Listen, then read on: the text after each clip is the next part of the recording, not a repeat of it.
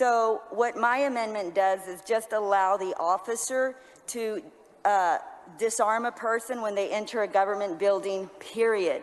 There doesn't need to be a negative action to have occurred prior to that officer having the authority to disarm a person and replace that weapon in a locker.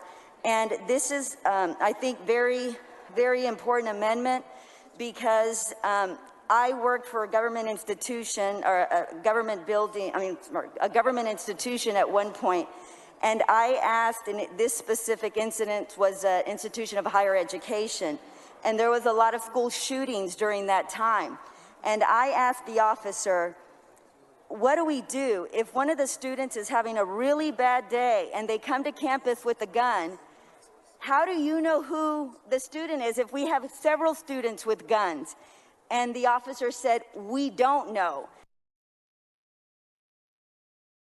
It's scary as heck because we don't know who's the good guy with the gun and who's the bad guy with the gun.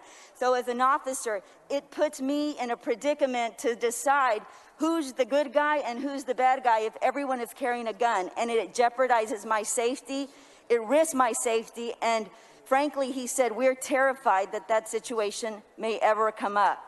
So if we let individuals go into buildings and government buildings and everyone is carrying their gun and something happens, how is the officer, the law enforcement official there supposed to decide who is the bad guy, who is the good guy, who's shooting everybody else, and who's there to protect themselves?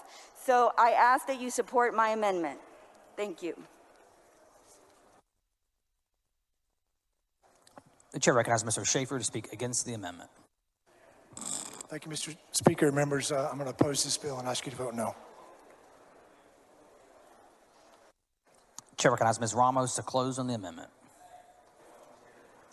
Thank you so much, and I ask for you to support my amendment for the safety and security not only of our law enforcement officials who are in different government buildings protecting us across the state, but also for the individuals who are in those government buildings, for the workers who have no choice but to be there to earn a living. This amendment would protect their lives and essentially protect the lives of everybody involved in anything that we're doing today. So please support my amendment.